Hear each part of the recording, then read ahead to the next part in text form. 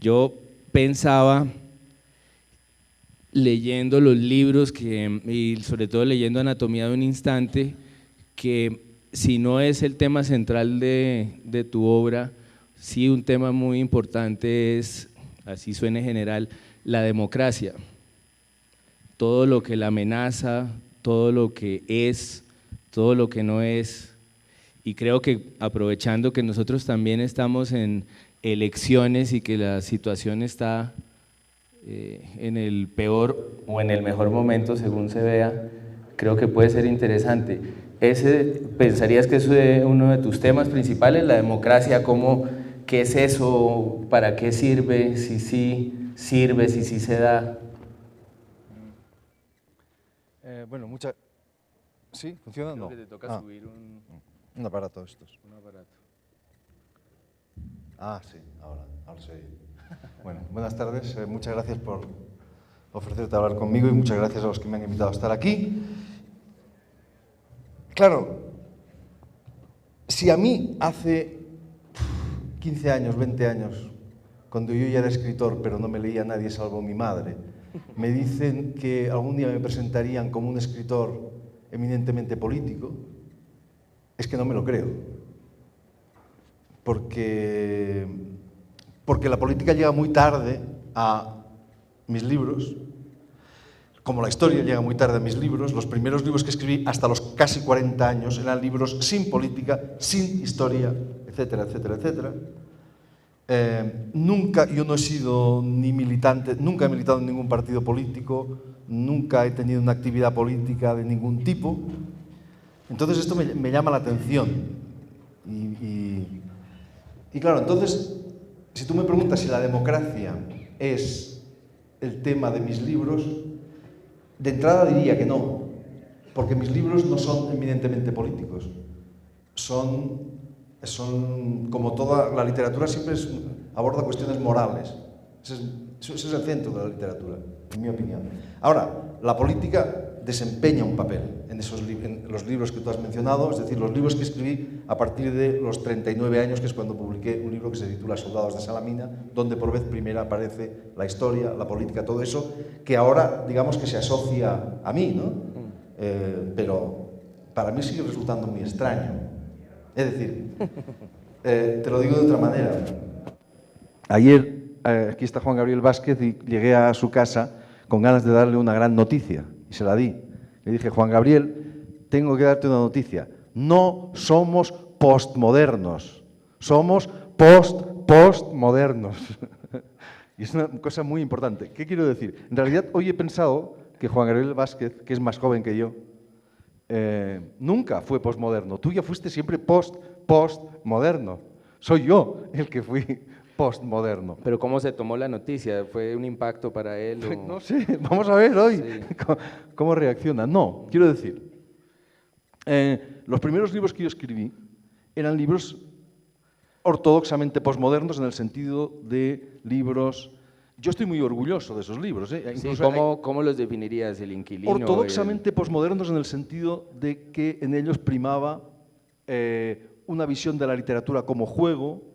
Eran libros fantásticos, de literatura fantástica en ocasiones, eran libros metaliterarios, eran libros en los que la historia, lo colectivo, no tenía un papel, sí, ni desde el punto de vista del pasado tampoco tenía un papel, etcétera, etcétera.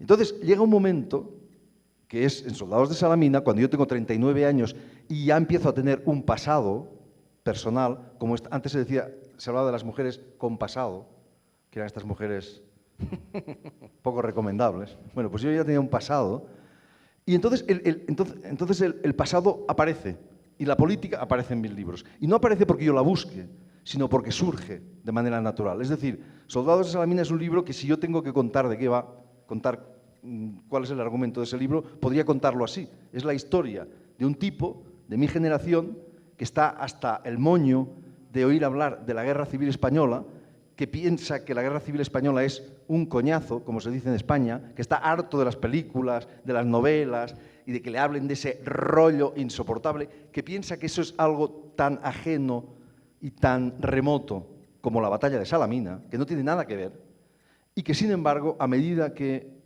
investiga un minúsculo episodio ocurrido, un minúsculo y oscuro y, ¿verdad?, olvidado episodio ocurrido al final de la Guerra Civil, se da cuenta de que eso es un error y de que el pasado es el presente. O sea, de que el pasado es una dimensión del presente. O sea, como nos gusta repetir a Juan Gabriel y a mí cada vez que nos vemos, al menos en público, que el pasado, como dice Faulkner, no muere, no ha muerto, ni siquiera es pasado. Es decir, que está presente. Y ese es para mí un descubrimiento fundamental. A partir de ese momento, los libros, yo detesto que hablen de mis libros como novelas históricas, o sea, esa palabra me parece horripilante, pero sí son novelas que hablan de la relación, como las de Juan Gabriel, por cierto, del diálogo entre el pasado y el presente, es decir, de un presente más ancho que lo que acostumbramos a llamar presente, ¿verdad? Que incluye también el pasado. ¿Verdad? Que no ve el pasado como algo ajeno, remoto, que nada tiene que ver con nosotros. Lo que descubre el tipo de Soldados de Salamina es que sin la guerra civil él no estaría donde está y que nada se entiende sin ese pasado que todavía no es pasado. Entonces ahí lo que aparece, en mi opinión no estoy seguro, es esa dimensión, el pasado como parte del presente. Pero también aparece otra dimensión, que es lo colectivo como dimensión de lo individual. Eso no aparecía antes en mis libros, eso no aparece en el posmodernismo ortodoxo, ¿no? El pasado es... No, sí, perdón, no hay esa dimensión colectiva, ¿no? Todo está centrado en lo individual, ¿no? Y ahí aparece lo colectivo como parte de lo individual, como una dimensión de lo individual. Yo no me puedo entender a mí mismo sin entender a los otros, y por ahí aparece la política. Dicho esto, claro que la democracia tiene un papel en los libros que he escrito. Sí, en los que siguen a Soldados de Salamina. Y en Anatomía de un instante, por ejemplo, es vital. Claro, es el tema, bueno, si no es el tema, está muy presente. Totalmente. Ahí. Bueno, porque aquí decirlo en Colombia da un poco de... Pero en España, la gente se cree que el deporte nacional en España es el fútbol, sobre todo ahora que va tan bien las cosas y tal, ya veremos en el Mundial. Pero no es verdad, el deporte nacional en España ha sido la guerra civil, o en su defecto el golpe de Estado. Entonces la democracia en España es una cosa insólita, es una cosa, no es un país con una tradición democrática sólida, sobre todo si la comparas con la tradición de nuestros vecinos europeos, ¿no?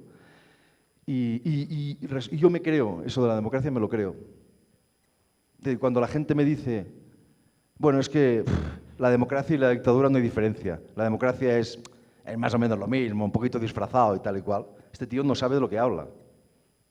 Porque yo me acuerdo, cuando Franco murió yo me acuerdo muy bien, yo tenía 13 años y no tenía conciencia quizá moral ni política, pero me acuerdo muy bien a qué olía aquello, olía a mierda. Es así, es decir, quien dice que no hay diferencia entre una cosa y la otra es que no sabe de lo que está hablando. Tienes recientemente una columna que, si no estoy mal, se llama El francotirador y Manolo el del bombo, relacionada con las elecciones de allá, en la que alguien te estaba diciendo que votar no tenía mucho sentido, que para qué, un poco en relación con lo que decías de el que dice que la democracia no tiene mayor diferencia con la dictadura en Colombia. Yo no sé si me apoyará el público, pero hay momentos en los que se vuelve usual, incluso un lugar común, oírle a ciertas personas decir que a Colombia le hace falta una dictadura, pero blandita. ¿En serio? Yo se lo he oído a mucha gente, que aquí lo que falta es una mano dura para arreglar esto de una vez y resolverlo todo de raíz, que es un poco miedoso. Me parecieron muy claras las razones para votar, ahondando en el tema de diferencias entre democracia y dictadura, que aunque suene tonto, la verdad es que hay mucha gente que no las ve, de verdad hay mucha gente. Quizá porque la gente tiene una idea un poco equivocada de lo que es una democracia. Es decir, la democracia perfecta no existe. La democracia perfecta es una dictadura. La dictadura del general Franco se llamaba democracia orgánica. Claro. ¿Ah? Eso es la democracia perfecta. La democracia, de verdad, es siempre imperfecta, pero es siempre infinitamente perfectible. Es decir, hay un verso de Bob Dylan que me gusta mucho citar cuando se habla de estas cosas, que dice, quien no está ocupado en nacer, está ocupado en morir. La democracia es igual, o mejora o empeora. Esa es la cuestión. Pero nunca es perfecta, nunca acaba de ser perfecta, ni tampoco es el paraíso terrenal, ni tampoco es, ¿verdad? No, es un mecanismo imperfecto que no asegura el cielo, ni promete el cielo, pero que sirve para arreglar muchas cosas, es lo mejor que hemos encontrado, y que sobre todo sirve para que la gente participe, ¿no? Intervenga. Es el mecanismo más adecuado que hemos encontrado para eso. Entonces, bueno, a España le ha costado mucho. Es un país al que le ha costado mucho llegar a una democracia muy imperfecta como la que tenemos, pero infinitamente mejor que lo que teníamos antes que esto, ¿no? Y que ha permitido un salto enorme, aunque ahora estemos pasando por circunstancias difíciles y tal, pero en fin, eso me parece indudable.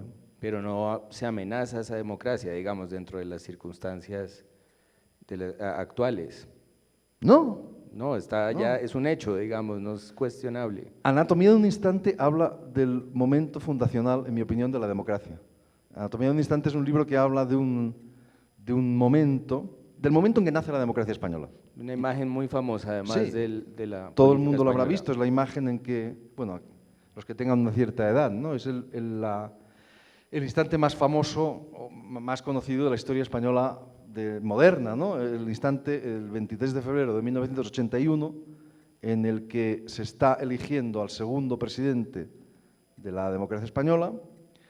Todavía es presidente Adolfo Suárez, que es el arquitecto de la transición y que falleció recientemente, y en ese momento entran en el Parlamento unos tipos pegando tiros y exigiendo a todo el mundo que se tire al suelo. Y ese libro lo que hace es explorar un hecho que todos habíamos visto mil veces, que es el hecho de que hay tres personas, entre ellas el presidente del gobierno, Adolfo Suárez, y el arquitecto de la transición, que en vez de hacer lo que hace todo el mundo en aquel momento, y lo lógico, que es tirarse al suelo, porque si a tiro limpio te piden que te tires al suelo, te tiras al suelo, yo me hubiese metido en el sótano directamente, pues deciden no hacerlo. Y en ese gesto de esos tres hombres, que son completamente distintos, esto por cierto digo que es muy conocido porque ustedes habrán visto la imagen esa y si no la han visto, póngalo en YouTube y lo verán. Y la estuvo recientemente muy en los medios por la muerte de Suárez. En España la vemos cada semana, cada semana varias veces esa imagen, porque es nuestro asesinato de Kennedy realmente, sí, claro, el golpe de Estado del 23 de febrero. Esa imagen es...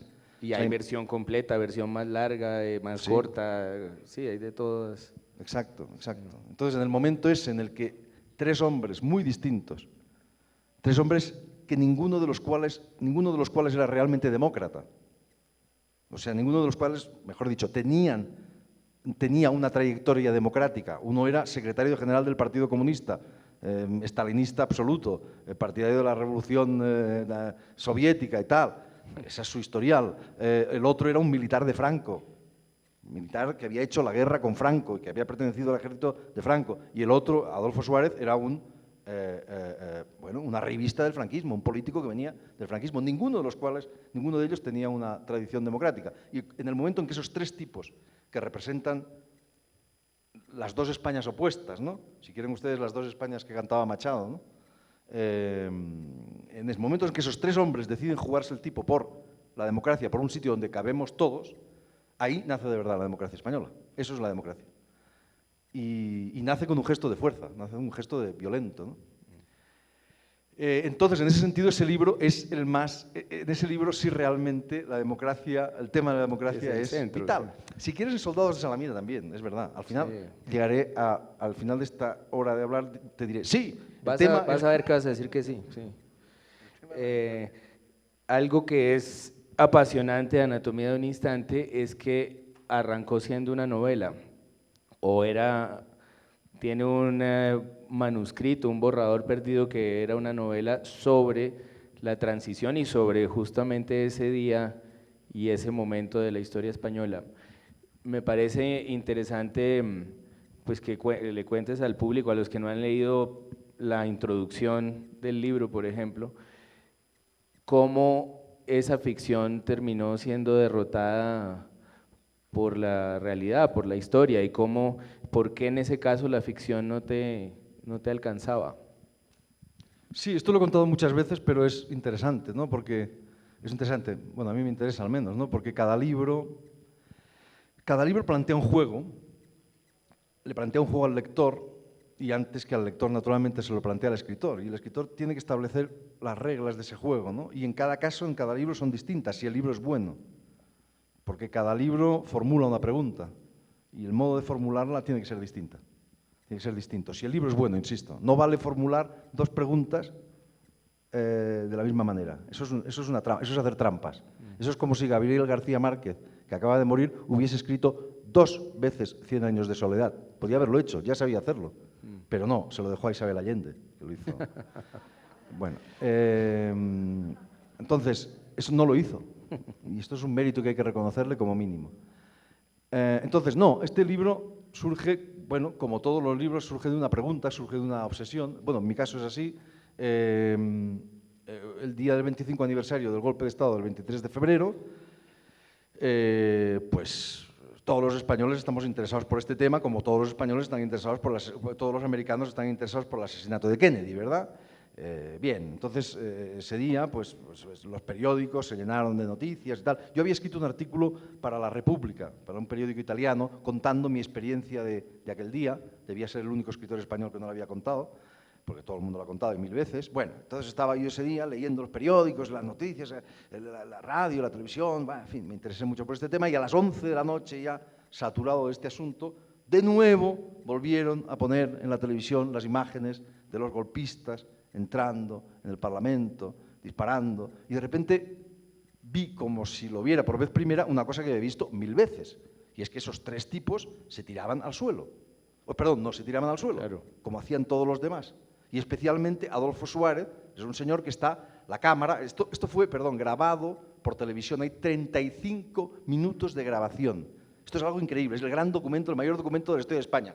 Nadie se ha enterado, esto lo han puesto una vez en televisión española.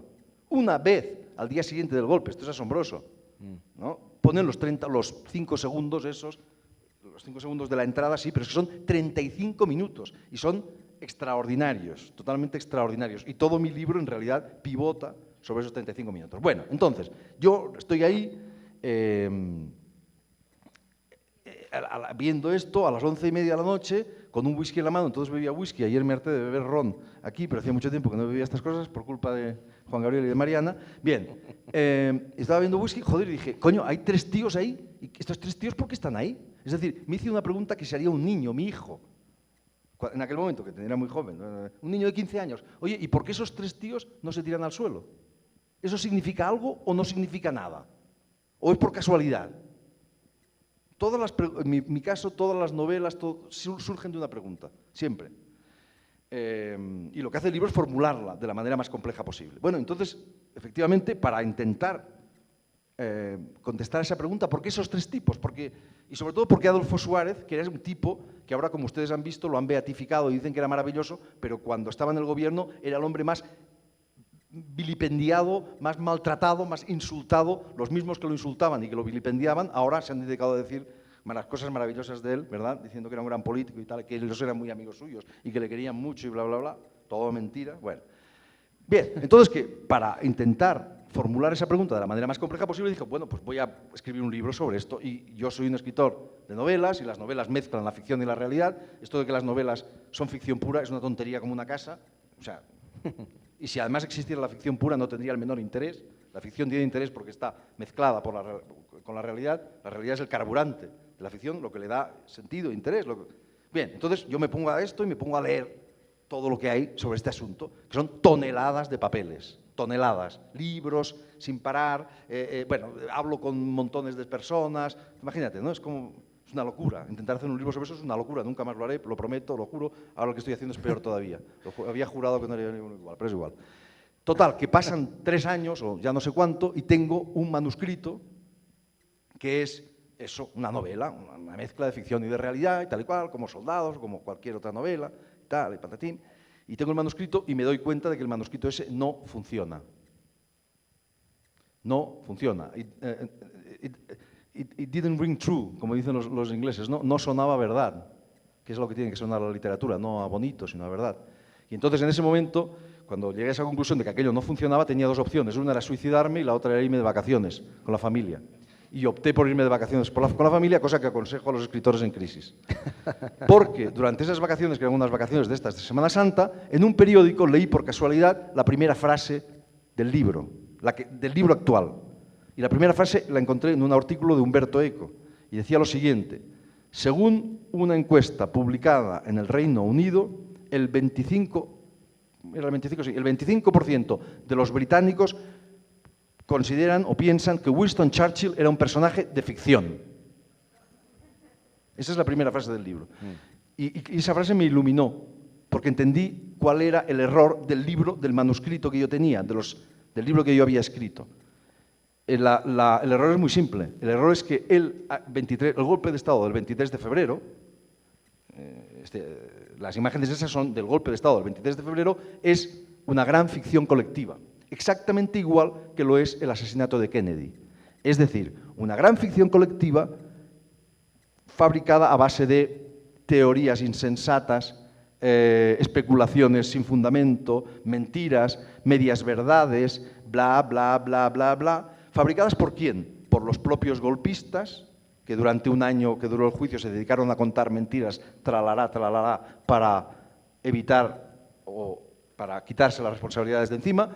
Dos, periodistas con muchas prisas y pocos escrúpulos. Yo respeto, adoro el periodismo, pero el buen periodismo, el mal periodismo, lo detesto con toda mi alma. Y había toneladas de libros escritos por periodistas que se dedicaron a propagar, escritos en una semana, 2 semanas, como mucho 3 meses, 2 meses, ¿verdad?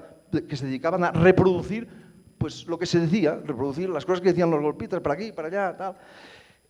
Y 3, la fantasía popular, que encontró en ese hecho pues, un terreno perfecto, es decir, perfecto, como en el asesinato de Kennedy.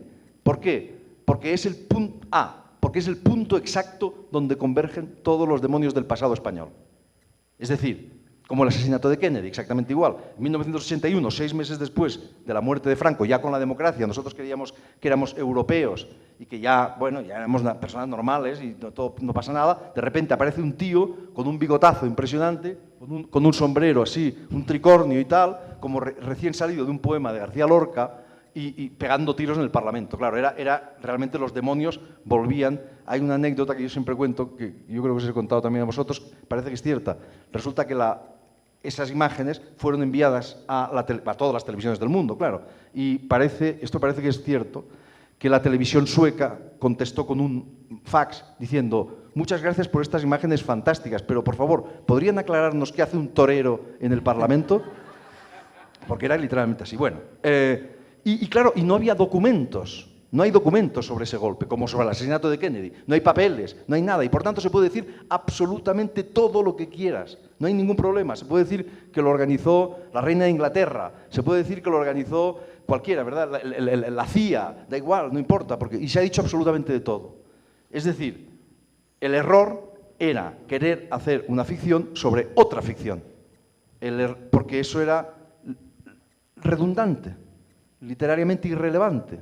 Y lo que había que hacer era exactamente la operación contraria. Desenterrar la realidad en medio de todas esas, de ese alud de ficciones que había caído sobre ella. Y entonces lo que hice fue, por tanto, volver a empezar el libro contando exactamente, ciñéndome, cosiendo el relato a la realidad. Y por eso en el libro no hay un gramo de ficción, lo cual no significa que no sea una novela. Claro.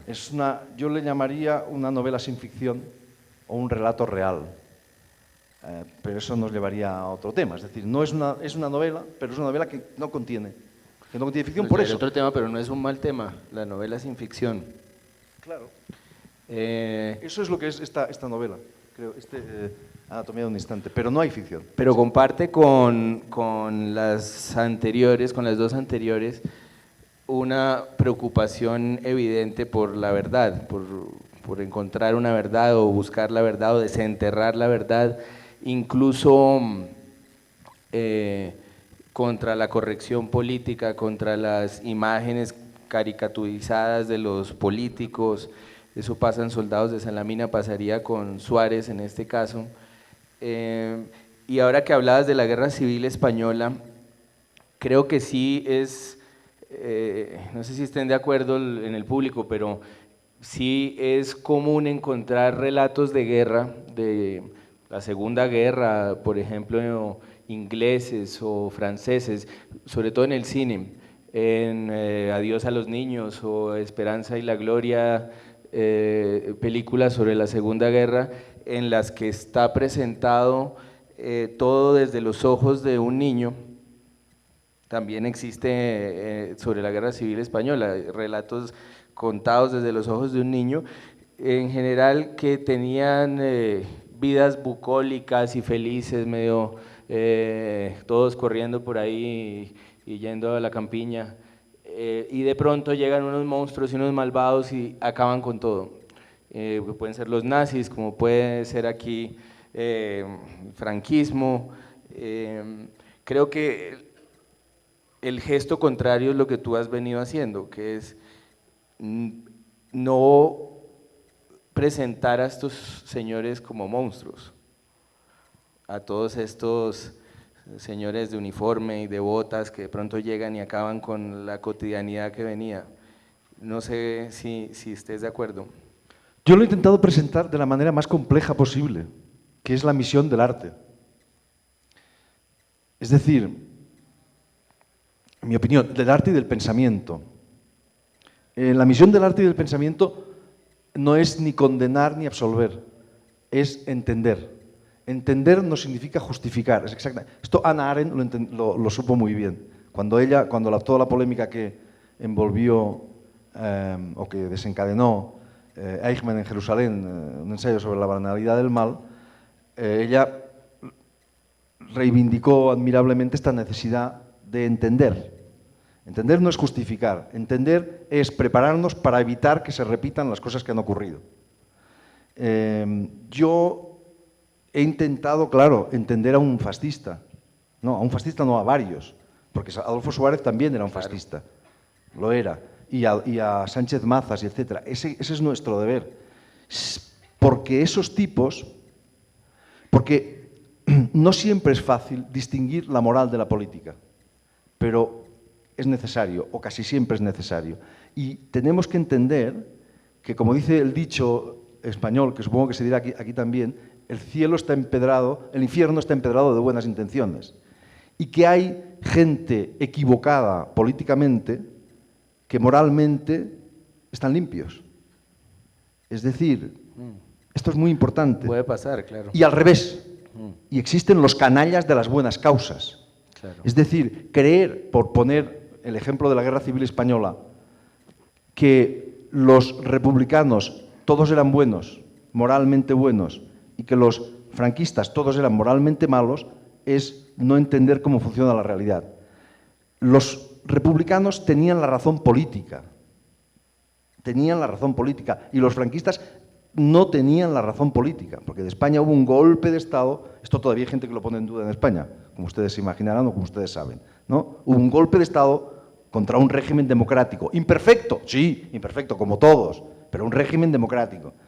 Sí. Por tanto, quienes tenían la razón eran los republicanos, pero los republicanos, los buenos, los nuestros, cometieron también atrocidades. Claro. Y los franquistas había de todo, había verdaderos asesinos, verdaderas bestias, pero había idealistas, como había nazis idealistas, chicos que fueron a la guerra creyendo que estaban defendiendo, ¿verdad?, la familia, sus ideales, etcétera, ¿no? Un advenimiento del paraíso en la tierra, bla, bla, bla, bla, bla, bla, bla. Si no entramos en estas complejidades, nos resignamos a la idiotez y nos resignamos a no entender nada y a volver a cometer infinitamente los mismos errores. Yo siempre pongo el mismo ejemplo, que es un ejemplo creo que ilustrativo. Hubo una película que se hizo muy conocida, no es una gran película, pero es interesante el caso, se titulaba El hundimiento. Era sobre los últimos días de Hitler. La caída se llamaba acá. La caída, el hundimiento. Donde Hitler lo interpretaba Bruno Ganz. Bueno, pues en Alemania en particular, esto desencadenó una polémica en la que intervino gente como Wim Wenders y tal, porque acusaban a la película de humanizar a Hitler, de presentar a Hitler como humano. Bueno, pero es que ese es el problema. El problema es que Hitler era humano. O sea, si Hitler hubiese sido un extraterrestre, un marciano, con antenas verdes y tal, no hay problema. El problema es que era como tú y como yo, exactamente igual. Y que quería a su mujer, trataba muy bien a su perrita Blondie y su secretaria, Frau Trudel, estaba encantada con él, que decía que era muy simpático y muy amable. Ese es el problema. Ahí está el problema. Y si alguien consiguiera hacernos entender cómo es posible que ese asesino psicópata fascinara no solo a Alemania, sino a medio mundo, al mundo entero, nos haría un gran favor. Eso es lo que necesitamos, entenderla. Con decir que era un asesino y que era un monstruo, es que no arreglamos nada, porque ya lo sabemos. Bueno, continúe, por favor, ¿no? Entonces, eso es lo que hace el arte, eso es lo que hace la gran literatura, obviamente. Es decir, Dostoyevsky, Shakespeare, mostrarnos que un psicópata, ¿verdad? Que un asesino como Raskolnikov es un hombre equivocado y es un hombre, pero que además es un intelectual, ¿verdad? Que sintamos compasión por él, claro, que nos compadezcamos de él, o de Ricardo III, que es un monstruo, ¿verdad? Y nos compadecemos de él y lo entendemos, ¿no? Eso es lo que hace. ¿Es peligroso eso? Sí, es peligroso. Sí. Pero es indispensable. Pero rompe un círculo vicioso, ¿no? Que puede ser el de, sí, seguir cada uno en su extremo. Y es el infantilismo. Es el puro infantilismo. Entonces, dicho esto, como ahora estoy postmoderno, no, pensaba, claro, es decir, dicho esto, estaba pensando, hoy lo pensaba, con este rollo del postmoderno, que Soldados de Salamina, que es mi primer libro postmoderno, la primera parte es postmoderna, pero la última es postmoderna. En Soldados de Salamina yo estaba muy preocupado antes de publicar el libro. Me acuerdo, a mí me leía mi madre, mis hermanas y algún amigo como Roberto Bolaño, a quien tampoco leía nadie, menos que a mí porque él tenía menos hermanas. Y yo estaba preocupado con el final de Soldados de Salamina. El final de Soldados de Salamina es un final que es una apología de un republicano español convertido en un héroe moral y un héroe político, un hombre que salva la vida a otro, etcétera, etcétera, en torno al cual gira toda la trama, toda la novela, ¿no? Y al final realmente hay una cosa que yo teóricamente desapruebo, literariamente desapruebo, que es, Vargas Llosa en un artículo decía, es que ese final está en el límite de lo tolerable, es decir, es de un sentimentalismo. Y dice Vargas Llosa, pero es el triunfo del libro. Y yo me acuerdo de haberlo comentado con Bolaño, con Roberto, y me dijo una cosa que estaba muy bien, como definición. Dice, es que ese final es un canto, en el sentido poético. Es un canto a la virtud, un canto a un gesto moral y a un héroe, ¿no? Es decir, que hay un intento de entender el fascismo o un fascista o lo que quieras, pero hay una proposición de algo, que es lo que dice Foster Wallace. Es decir, Foster Wallace dice en un texto que nos viene muy bien a Juan Gabriel y a mí, o a mí al menos, para explicar lo que es el postmodernismo. Es decir, el postmodernismo lo que hacía era abusar o colocar el cinismo en el centro de todo. Foster Wallace dice el cinismo y la ironía. Yo quito la ironía, quitamos la ironía, porque la ironía es otra cosa. Pero el cinismo sí. Y la literatura no podía proponer. Y el escritor no podía proponer, el escritor se reía de. Y, observador. Sí, y no hay valores. No hay valores mejores que otros. Bueno, sí hay valores mejores que otros. Hay cosas mejores que otras. ¿No? Y la literatura también es capaz de decirlo. A su manera. ¿No? Que hay cosas mejores que otras. Que ser valiente es mejor que ser cobarde, por ejemplo. ¿No? No sé por qué he llegado aquí, pero bueno. No, porque es el tema. Todo esto es por él. Pues podría entonces uno pensar que en tu obra hay un paso de la ficción pura, posmoderna, metaficción, de juegos en la línea de Borges o Vilamatas. Leí una entrevista en la que te comparaban con Paul Auster también, y un salto como a una novela más de la memoria y de rescatar la verdad. ¿Tú crees que podría pasar que volvieras de la post-modernidad a solo un post? No lo sé. O sea, no sé muy bien qué pasa. Sí, había... No creas, todos ¿Tiene los... vuelta atrás, mejor dicho, ese descubrimiento de la memoria y esa conciencia y esa revelación o esa conciencia de que se pertenece a una sociedad y que hay que responderle y hay principios y no es ridículo y no es antiliterario y no lo hace menos artístico? Yo ahí siento que he perdido cosas, fíjate. O sea, he ganado cosas, pero también he perdido cosas. O sea, he ganado la historia, he ganado la política, he ganado cosas, pero he perdido cosas. Por ejemplo, he perdido un cierto sentido de gamberrismo que tenía mis libros anteriores que me gustaría recuperar y que no es incompatible con nada de esto. Gamberrismo. Sí, había una presencia descaro, digamos. Sí, había una presencia del humor mucho más fuerte y gamberrismo, lo que se llama gamberrismo. En cuanto a la metaliteratura, toda literatura es metaliteratura, desengañémonos. Lo que pasa es que la metaliteratura o la metaficción por la metaficción no es nada. Es decir, Soldados de Salamina también es un libro metaficcional, está hablando de sí mismo. Toda la literatura habla de sí misma, claro. Pero cuando la literatura solo habla de sí misma, entonces no habla de nada. Que ese es el problema, ¿verdad?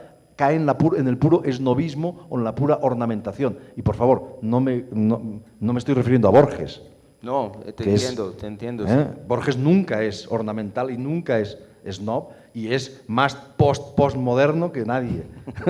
No, claro, y en Borges está todo. También es un escritor comprometido, Borges, como decíamos anoche hablando de estas cosas. Político, por favor, absolutamente político. No me refiero a eso, pero la metaliteratura, por la metaliteratura, a veces cae en la mera ornamentación, en la mera... Sí, en el mero jueguecín. La literatura es juego, pero puede ser muchas cosas más. O debe ser muchas cosas más, ¿no? No basta con el juego. La literatura habla de sí misma, sí, pero también habla del mundo. La literatura sirve para vivir más y sirve para cambiar el mundo. Es decir, sirve para cambiar la percepción del mundo del lector. Y eso también puede y debe hacerlo, ¿no? Por lo demás, literatura pura... Yo solo recuerdo un libro mío, que es una novela pura, es decir, donde no hay ensayo, donde no hay estas chifladuras, se titula El Inquilino, que por otra parte me gusta mucho, pero... ¿Cuál? Se titula El Inquilino, es una novela, El Inquilino, la segunda sí. novela que publiqué. Sí. Pero todas las demás desde el principio están muy mezcladas, hay mucho ensayo y hay mucha mezcla de cosas, ¿no? Porque a mí me gusta, esa concepción de la novela me gusta. Me gusta la concepción antigua de la novela, no la del 19, sino la antigua, la cervantina, la novela como género de géneros, donde caben muchas cosas. Claro.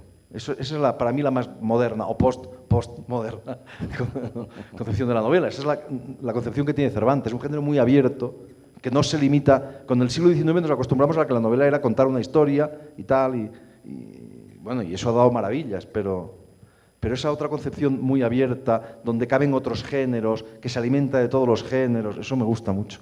Me gusta mucho, vamos, lo siento como propio. No sé si la expresión más precisa sea novela política, no en el sentido pues panfletario ni de tesis, sino la novela como un gesto político. ¿Tú crees que podrías, precisando esta pregunta, volver a una novela que no fuera un gesto político consciente, sino, como decías, una novela descarada y sin mayor pretensión más que la diversión o algo por el estilo? ¿Crees que...? Eso es muy legítimo. Sí. Me parece muy bien. Sí, me gusta. Sí, no descarto hacer una cosa así. Pero no es la literatura, no es la mejor literatura. Y además eso también es un gesto político, ¿eh? Sí. Es decir, igual que toda literatura es metaliteratura, toda literatura también es literatura política. De un modo o de otro. Lo que pasa es que hay literatura en la que la política tiene una presencia mucho más visible. Es decir, Anatomía de un instante es evidente. Los protagonistas son políticos, el tema es político, todo es político, ¿no? Claro. Y es la política en términos... Pero La metamorfosis es un libro político, o La transformación, de Kafka, ¿no? Habría que traducir La transformación. Claro. Sí, la metamorfosis es como le llega a uno. Kafka es un escritor político, o hay una lectura política de Kafka, indudablemente. Perdón, lo estaba contando ayer, yo me fui a Berlín a dar clases sobre Borges y volvimos a leer con los chicos, que eran chicos muy inteligentes y tal, volvimos a leer ficciones, los cuentos fantásticos y tal. Son absolutamente políticos. O hay una lectura, bueno, reclaman una lectura política. Tron Ukvar Orbis Tertius, sobre un mundo imaginario, es absolutamente político. Pero, de todos modos, o sea, la literatura, el humor en la literatura... Bueno, yo soy un defensor a muerte del humor en la literatura y no concibo la novela sin ironía. Esto es evidente. La ironía como instrumento de conocimiento. Eso para mí es inapelable. No hay novela sin ironía. Cervantes crea la novela como género irónico. Por lo tanto, eso va a misa. Y el humor, todo eso me parece fantástico. Y la literatura como entretenimiento. Antes que nada es entretenimiento, ¿no? Y eso me parece admirable, ¿no? Eso es una cosa que García Márquez pues, tenía clarísimo. La gente tiene que divertirse con esto, ¿no? Pero además puede hacer muchas otras cosas, repito, ¿no? Y los grandes realmente son los que son capaces de dar todo. Cervantes, el Quijote era un libro de risa, y era un libro para la gente.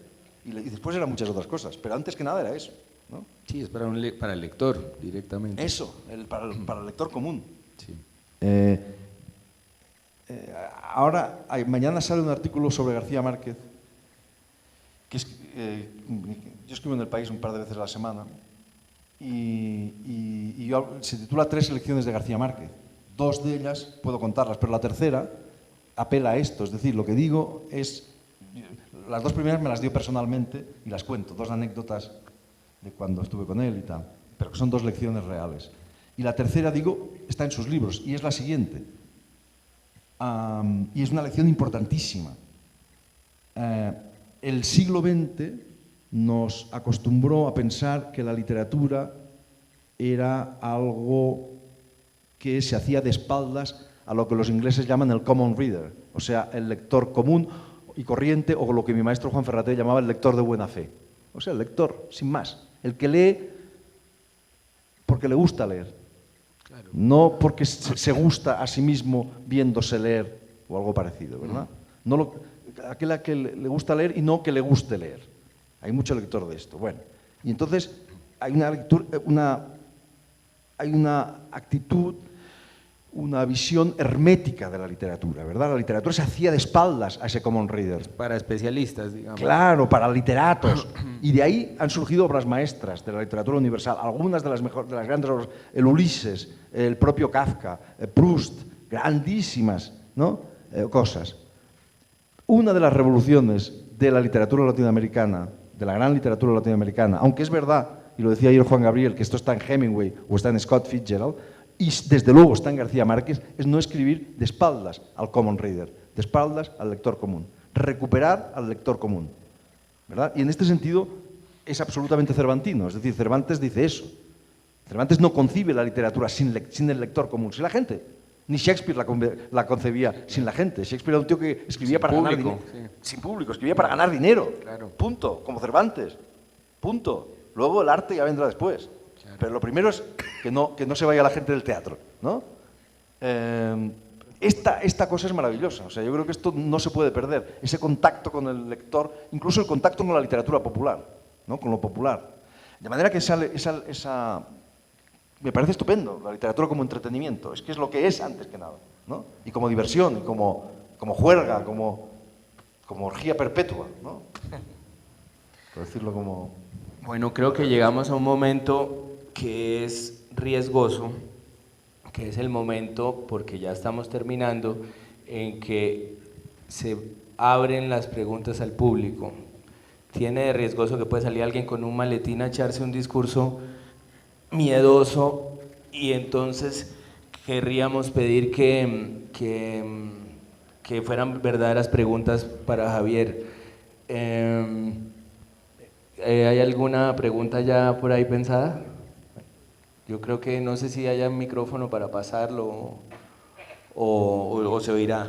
Bueno, y si acaso yo la repito. También se emiten comentarios siempre que sean elogiosos.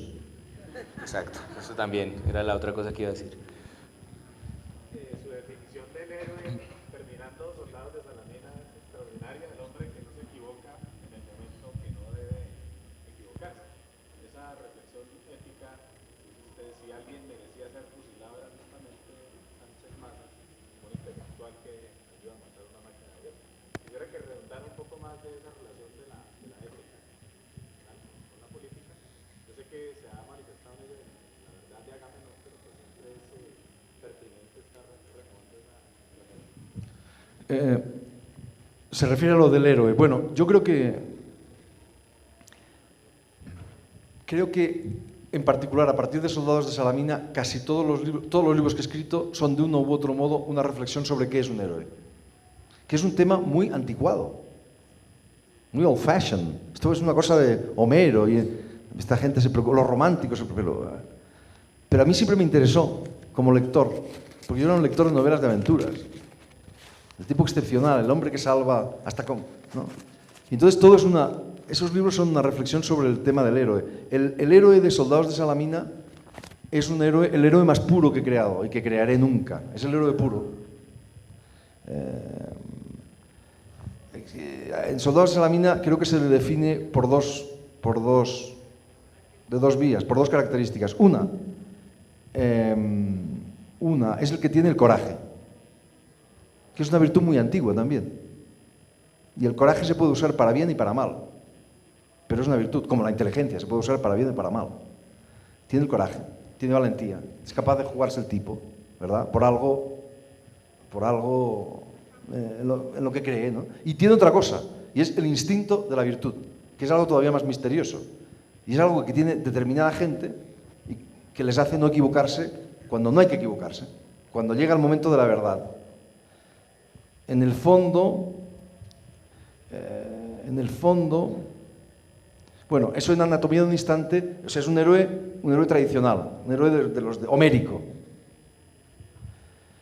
La velocidad de la luz es un héroe un poco a la contra, es un antihéroe. En Anatomía de un instante es una cosa muy rara, es un nuevo tipo de héroe. Yo le llamo un héroe de la traición. Es decir, estamos acostumbrados a pensar que la lealtad es una virtud, y lo es. Pero hay momentos en la vida de las personas y en la vida de las colectividades en que es más difícil la traición que la lealtad. Y la transición de la dictadura a la democracia en España es un ejemplo perfecto. Y Adolfo Suárez, el protagonista de ese libro, es un ejemplo perfecto de héroe de la traición.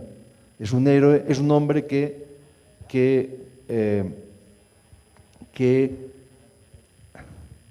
cuando es nombrado presidente del gobierno, quienes aplauden la decisión son los fascistas, los franquistas, que ven en este tipo joven, audaz, kennediano, porque decían que se parecía a Kennedy, etc., ven la posibilidad de que el franquismo perdure 30 años más o 20 años más. Y de repente este tipo que se ha criado con los franquistas, que ha hecho toda su carrera en el franquismo, de repente en menos de un año, ¡plap!, cambia una dictadura por una democracia, los engaña, los traiciona, se convierte en el gran traidor. Y eso tiene un mérito extraordinario, y eso es una forma de heroísmo.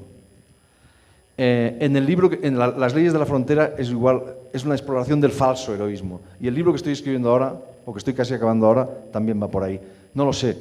En Le Monde, en el periódico Le Monde, preguntaron a una serie de escritores cuál era la palabra, una pregunta muy rara, cuál era la palabra que definía lo que escribían, la palabra más importante.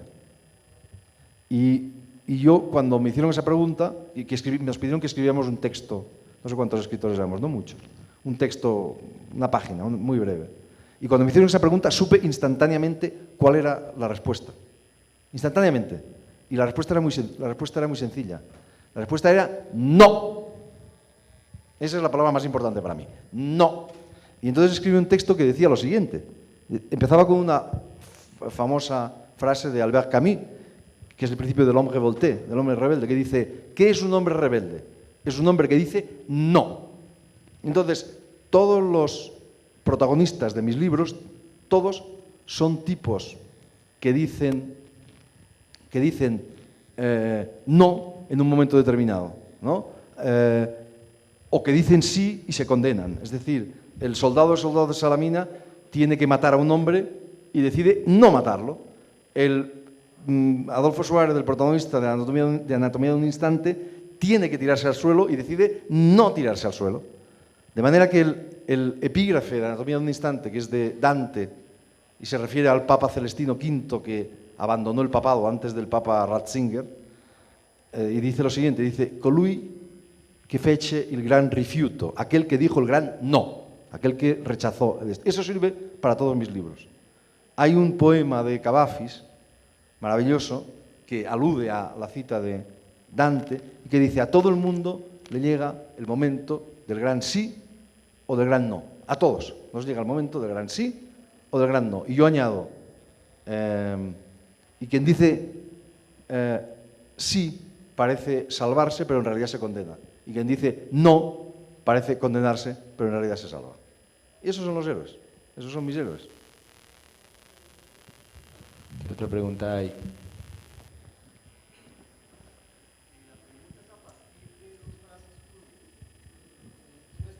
Sí, perfecto. Pero ahora se escuchará mejor con ese. ¿Aló? La pregunta es a partir de dos frases que hiciste. Uno es la ficción, la idea es que suene a verdad. Y la otra, la literatura y la novela, la idea es que oriente y cambie de percepción del mundo al lector. Palabras claves como verdad y transformar opinión. Ante eso la pregunta es, ¿hasta dónde llega el derecho del escritor de llevar al límite la ficción sin que distorsione la realidad y termine desinformando a la población? Depende del libro, depende de las reglas del libro, de las reglas que establezca el libro. En una ficción, todo vale. En una ficción, todo vale. A ver cómo se lo explico bien. Las reglas, vamos a decirlo de otra manera, las reglas, digámoslo así, de la ficción, de la novela como ficción, y las reglas del periodismo o de la historia son opuestas, son exactamente opuestas. En la historia, en el periodismo, no se puede inventar. En la ficción, tanto en la ficción novelesca como en la ficción cinematográfica, inventar, o si usted quiere, prefiere mentir, es obligado. O sea, un novelista, un director de cine, está tan obligado a mentir o tan obligado a inventar como un delantero centro a meter goles. Exactamente igual. Porque la literatura, usted me va a dejar que le cite una frase que se dijo hace 4 siglos y que lo dice todo y a la perfección. Lo dijo Gorgias. Yo nunca me cansaré de citar esta frase porque no se puede decir mejor. Lo dice Plutarco. Plutarco cita esta frase de Gorgias.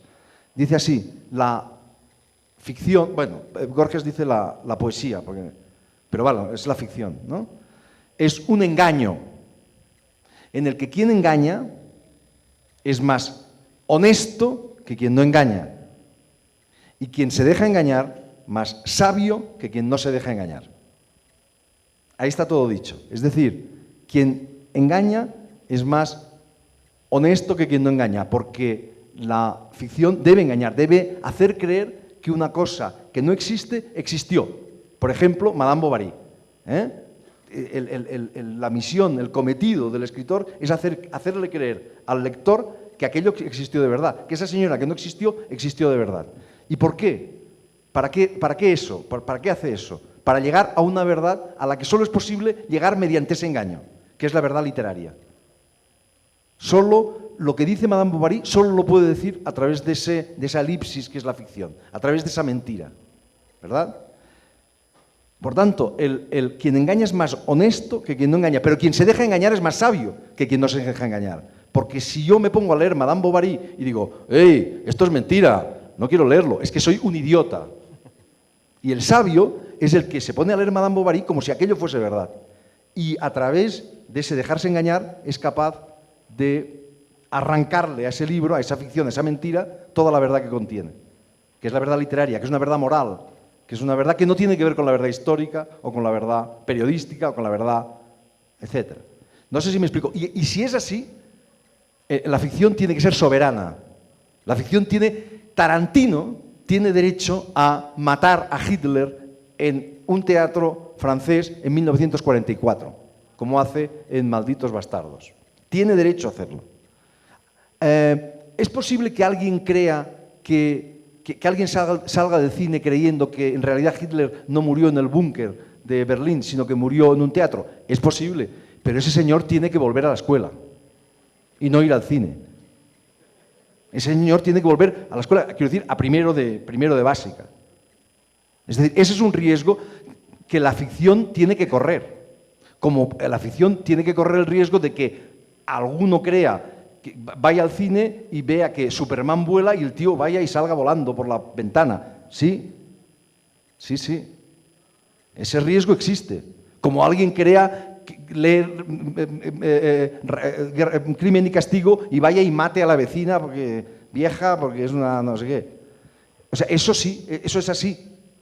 Pero sin eso no hay civilización.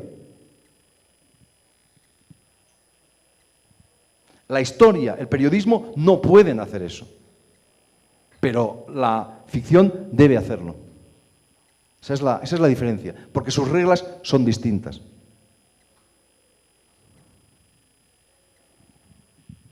¿Qué otra pregunta hay?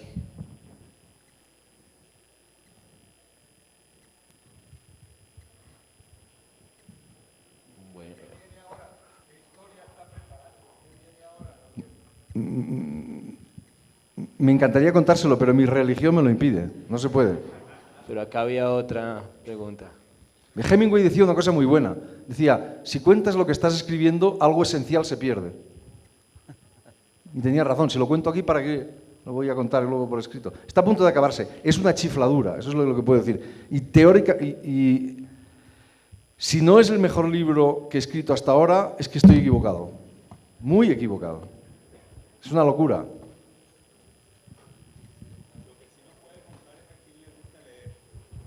¿A quién me gusta leer? A mucha gente. A Juan Gabriel Vázquez, por ejemplo, que está aquí. No, no es un compromiso. Eso no es un compromiso, está demostrado. A mucha gente, no sé. Hay lecturas, pero esto nos pasa a todos, me parece, ¿no? Hay lecturas que te entusiasman en un determinado momento y luego te entusiasman menos. O al revés, que no te gustan cuando las lees por primera vez y luego sí. Yo a los 18 años quise leer a Proust y me pareció un auténtico coñazo, como se dice en España. O sea, no podía soportar a aquel niño que no se va a dormir y no se va a dormir y su mamá si le da un beso, aquello me pareció horrible. O sea, me pareció, vamos, esto no... Llevaba 60 páginas y lo dejé. Y a los 35 lo cogí y me pareció deslumbrante. Porque la literatura es un placer, antes que nada. O sea, si algo no me divierte, lo dejo. Si algo no me apasiona, lo dejo. Punto. Y luego hay escritores que los lees siempre y que siempre te parecen buenos, incluso cada vez te parecen mejores. Hemos hablado de Borges. En Wikipedia dice que yo me hice escritor porque leía a Borges a los 15 años. Y es verdad que yo leía a Borges a los 15 años. Es una cosa rara, pero lo he reconstruido con mis amigos de aquella época, que son los mismos de ahora. Pero es mentira que yo me hice escritor porque leía a Borges a esa época. Al contrario, me hice escritor mucho más tarde por culpa de Borges, porque era demasiado bueno. Y no había manera de imitarlo. Pero Borges es un escritor sin el cual yo soy incapaz de imaginarme como escritor. Y lo leía a los 15 años, lo leía a los 17, lo leía a los 20, lo leo ahora y cada vez me parece mejor. Y me parece un escritor extraordinario, el escritor más importante que ha dado el español desde Cervantes, ¿no? Este tipo siempre lo leo.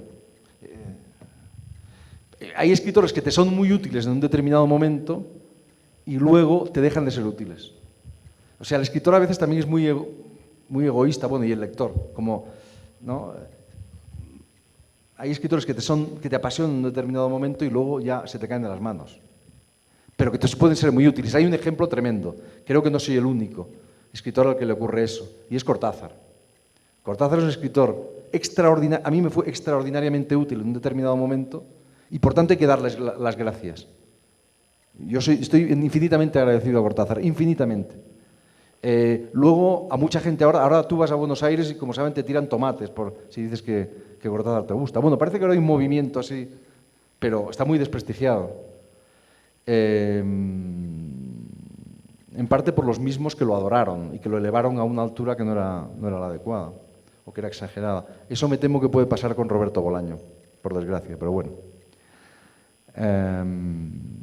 Yo creo que hay cosas buenas de Cortázar, que hay cosas que se mantendrán. Yo me considero no un escritor español, sino un escritor en español. Es decir, yo tengo la suerte de pertenecer a una generación cuya tradición propia, es decir, la de la propia lengua, se ha enriquecido asombrosamente, ¿no? Con un montón de gente que ha escrito grandísima literatura y de la cual nos tenemos que aprovechar, ¿no? Devorándola, practicando el canibalismo con ellos, ¿no?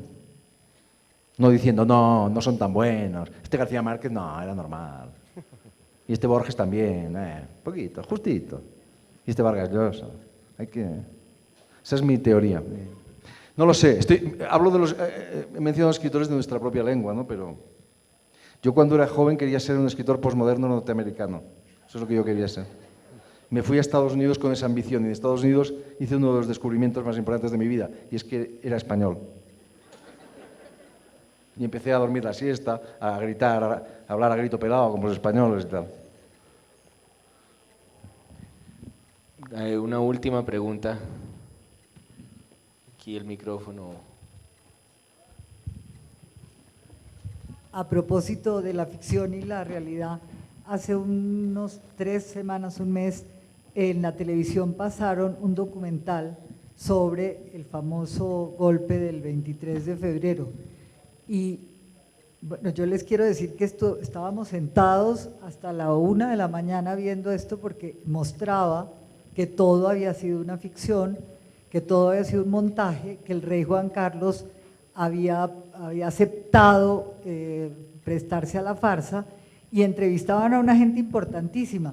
Cuando terminó el documental y nos dimos cuenta que era una ficción, o que era un falso documental, yo quedé muy desconcertada con el uso del género documental para cambiar la realidad. ¿Usted conoce ese documental? ¿Me puede decir qué piensa de haberlo hecho? Sí, de hecho, escribí un artículo sobre este asunto. No, luego hay una cosa que no tiene ninguna importancia, que es la trampa que hace ese documental, ¿no? Es decir, el documental hace una trampa muy sencilla. Nosotros, puesto que es un documental, nos lo creemos. Es como si en la primera página del Tiempo aparece, no sé, García Márquez ha salido volando hacia no sé dónde, ¿no? Como Remedios la Bella. Pues joder, si lo dice el Tiempo, claro, nadie se lo cree, pero lo ha dicho el Tiempo, porque damos por hecho que aquello que aparece en la primera página del Tiempo ha ocurrido efectivamente. Entonces eso es una trampa basada en la trampa que hizo Orson Welles, la célebre trampa de la Guerra de los Mundos y tal. Bueno, eso no tiene menor importancia. Lo preocupante de ese asunto, de ese episodio, es que es una confirmación absoluta de lo que he estado diciendo ahora, de que el golpe de Estado del 23 de febrero es nuestro asesinato de Kennedy, es decir, es una gran ficción colectiva. Lo preocupante era lo que se decía en serio en el documental después, porque había esa ficción, pero luego se acuerda usted de que apareció gente muy seria y tal. Eso era lo preocupante. Se decían unas mentiras y unas tonterías. Por ejemplo, se decía que el golpe de Estado era una cosa sacrosanta, de la cual no se podía decir nada. Claro, eso es como decir que Nacho Vidal, ¿ustedes saben quién es Nacho Vidal? Es una gran, usted no tiene por qué saberlo, pero aquí hay algunos que lo saben. Es el mayor sí, a mí me imaginaba yo que algunos lo sabían. Es un actor porno famosísimo español, es como el Rafa Nadal del porno, para entendernos, ¿no? O el Messi del porno. Y es como decir que este hombre es virgen, es más o menos lo mismo. Es un disparate, se han escrito toneladas de libros sobre este asunto. Y se decía, qué sé yo, sí, que no se puede contar la verdad del 23 de febrero porque el Tribunal Supremo impide la consulta del sumario. Una tontería como una casa, eso lo habían leído en mi libro. Es mentira, o sea, Es verdad que no se puede consultar, pero hay montones de gente que tiene ese sumario. Yo he leído ese sumario. Y además ese juicio fue retransmitido cada día, había 200 periodistas de todo el mundo contando lo que había en el juicio. Entonces, pero da igual, no pasa nada. O sea, se puede contar todo. Ahora salió una señora loca que se llama Pilar Urbano diciendo también, da igual, tú puedes decir que lo montó quien sea, el golpe lo montó un colombiano, no pasa nada. Se puede decir todo y se ha dicho todo. ¿Qué más decía? Es que era horrible, es nuestro asesinato de Kennedy. ¿Qué es yo esto siempre lo digo, ¿qué es un español? Es un tío que tiene una teoría del 23 de febrero. Si usted ve a un español y le pregunta, ¿usted qué teoría tiene del 23 de febrero? Y dice que no tiene ninguna teoría, es que no es español. Esto es así, esto es rigurosamente cierto. Bueno, es nuestro deporte nacional, hablar del 23 de febrero. Aquí seguro que tienen alguna de estas cosas, ¿no?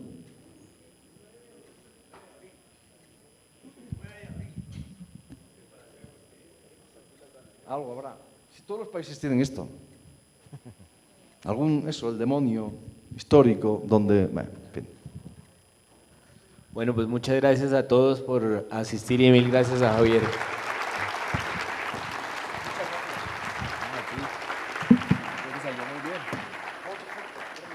Salvo esto.